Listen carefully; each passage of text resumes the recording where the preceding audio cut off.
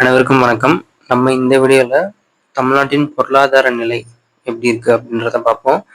குறிப்பாக 2024-25 நிதியாண்டுக்கும் 25-26 நிதியாண்டுக்கும் அதோட பொருளாதார வளர்ச்சி எவ்வளோ இருக்குது, ஜிடிபி எவ்வளோ இருக்குது, தனிநபர் வருமானம் பெர் கேபிட்டா இன்கம் எவ்வளோ இருக்குது, பணவீக்கம் எவ்வளோ இருக்குது அப்படின்றத நம்ம வரிசையாக பார்ப்போம்.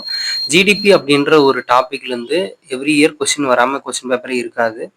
ஃப்ரீக்வெண்ட்டாக அடுத்தடுத்த எக்ஸாம்லேயும் கொஸ்டின் கேட்குறாங்க. நான் எழுதின ப்ரிலிம்ஸ்லேயும் எனக்கு ஜிடிபி கொஸ்டின் இருந்துச்சு, மெயின்ஸ்லேயும் எனக்கு ஜிடிபி கொஸ்டின் இருந்துச்சு.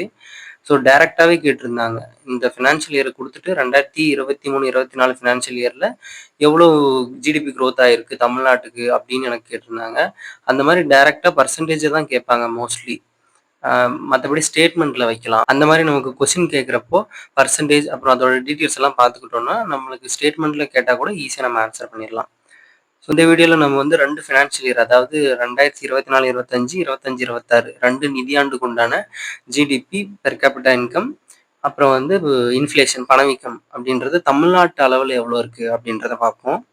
ஃபஸ்ட்டு 2024-25க்கு உண்டான ஜிஎஸ்டிபி, மொத்த மாநில உள்நாட்டு உற்பத்தி.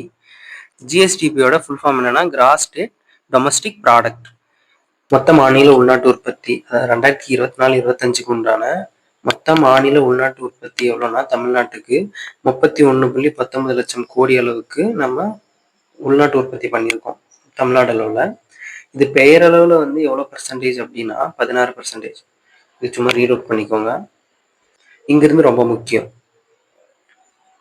உண்மையான வளர்ச்சி விகிதம் எவ்வளோன்னா 11.19%. இதுதான் கொஸ்டினில் கேட்பாங்க. 2024-25 ஃபினான்ஷியல் இயருக்கு உண்டான ஜிஎஸ்டிபி, அதாவது தமிழ்நாட்டுக்கு மொத்த மாநில உற்பத்தி எவ்வளோனா 11.19%.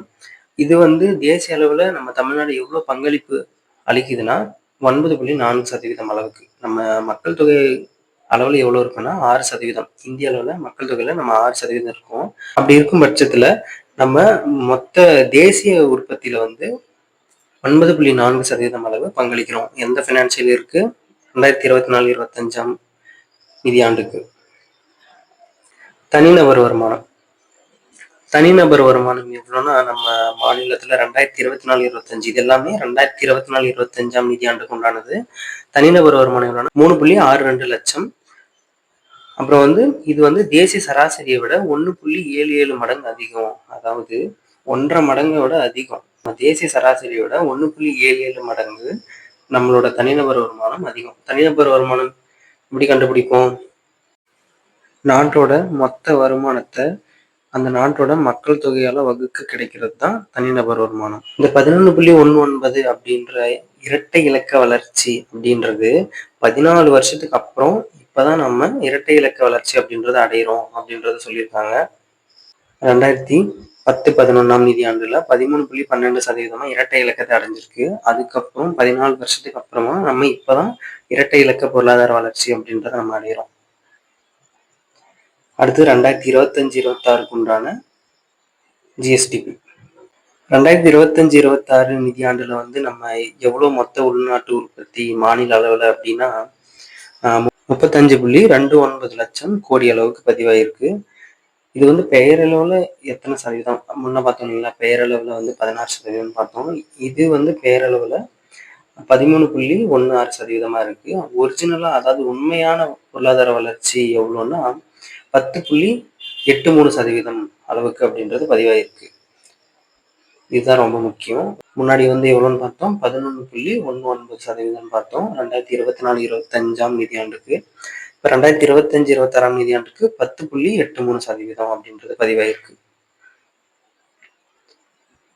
மொத்த உள்நாட்டு உற்பத்தி மாநில அளவில் அப்படின்னு பார்க்குறப்போ தமிழ்நாடு வந்து இந்திய அளவில் 2ஆம் இடத்துல இருக்கு. ஃபர்ஸ்ட் யாருன்னு கேட்டால் மகாராஷ்டிரா தான் ஃபர்ஸ்ட் பிளேஸ்ல இருக்கு. 2வது இடத்துல வந்து நம்ம தமிழ்நாடு இருக்கு. போன வருஷமும் நம்ம தமிழ்நாடு 2வது இடம் தான், இந்த வருஷமும் நம்ம தமிழ்நாடு 2வது இடம் தான். இந்த 35.29 லட்சம் கோடின்றது வந்து டாலர்ல பார்த்தீங்கன்னா 492 பில்லியன் டாலரா இருக்கு.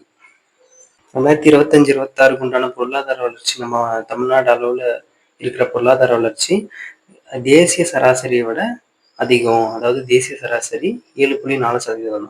ஆனால் நம்ம 10.83 8.3% அப்படின்ற வளர்ச்சி எட்டியிருக்கோம். இது தேசிய சராசரியை விட அதிகம். தொடர்ந்து 2வது ஆண்டா இரட்டை இலக்க வளர்ச்சியில் இருக்கும், அதை தக்க வச்சிருக்கோம் அப்படின்னு சொல்றாங்க. தனிநபர் வருமானம் இந்த வருஷம் ஃபினான்ஷியல் இயருக்கு எவ்வளோன்னா 4.08 லட்சம். பணவீக்கம் எப்படி இருக்கு நம்ம தமிழ்நாட்டில் அப்படின்னு பார்த்தீங்கன்னா 2024-25 வந்து 4.6% இருந்துச்சு. அது வந்து 2025-26 நிதியாண்டுல 2.3% குறைஞ்சிருக்கு. அதாவது சில்லறை பணவீக்கம் 4.6% இருந்து 2.3% குறைஞ்சிருக்கு. அதே சமயத்துல வந்து நகர்ப்புற பணவீக்கம் எவ்வளவா இருக்குன்னா 2.5%, கிராமப்புற பணவீக்கம் வந்து 2.1% இருக்கு.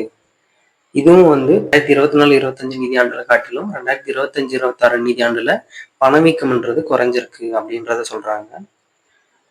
2025-26 நிதியாண்டுல சில்லறை பணவீக்கம், ஒட்டுமொத்த சில்லறை பணவீக்கம் எவ்வளோன்னா 2.3%. முன்ன சொன்னதுதான். நகர்ப்புற பணவீக்கம் வந்து 2.5%, கிராமப்புற பணவீக்கம் வந்து 2.1%, உணவு பணவீக்கம் அப்படின்றது -0.003%, ஆடைகள் மற்றும் காலனி பணவீக்கம் அப்படின்றது 1.3%. இது அவ்வளவா இம்பார்ட்டன்ட் இல்லை. இது ரெண்டும், இது மூணுத்தையும் நீங்க மெயினா பார்த்துக்கோங்க. ஸோ இந்த வீடியோ முடிஞ்சது. இப்போ நம்ம தமிழ்நாட்டு அளவில், அதாவது ஜிடிபி, தனிநபர் வருமானம், பணவீக்கம், இது மூணுத்தையும் நம்ம டீட்டெயிலாக பார்த்தோம். 2024-25 அப்புறம் 2025-26 நிதியாண்டு வரையும் கம்பேரிசன் வச்சு பார்த்தோம்.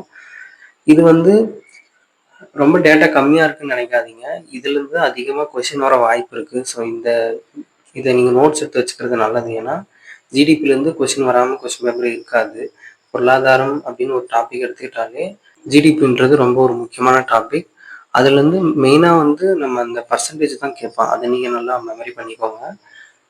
அப்புறம் வந்து இந்திய அளவில் எவ்வளோ ஜிடிபி இருக்குது அப்படின்றதையும் அடுத்தடுத்து நான் வீடியோ போடுறேன். தமிழ்நாடு அளவில் இப்போ நம்ம பார்த்துட்டோம். இந்திய அளவில் எப்படி இருக்குது, அதுக்கடுத்து நிதி ஆயோக் ரிப்போர்ட்டை நம்ம இந்திய அளவில் தமிழ்நாடு எத்தனாவது இடத்துல இருக்குது, எந்தெந்த இடத்துல முன்னிலை இருக்குது, அதுக்கப்புறம் எக்கனாமிக் சர்வே 2025-26 ரிப்போர்ட் இருக்குது. அதையும் நான் அடுத்தடுத்த வீடியோ வந்து நான் போடுறேன். ஸோ இதை தாண்டி நீங்கள் எக்கனாமிக் ரிலேட்டடாக வேற எப்படி எதிர்பார்க்குறீங்க அப்படின்றது நீங்கள் கமெண்டில் சொல்லுங்கள். நான் அதை சார்ந்து கொண்டு போக பார்க்குறேன். ஸோ அவ்வளோதான், இந்த வீடியோ முடிஞ்சது. வீடியோ பார்த்ததுக்கு ரொம்ப நன்றி. தேங்க்யூ. தேங்க்ஸ் ஃபார் வாட்சிங்.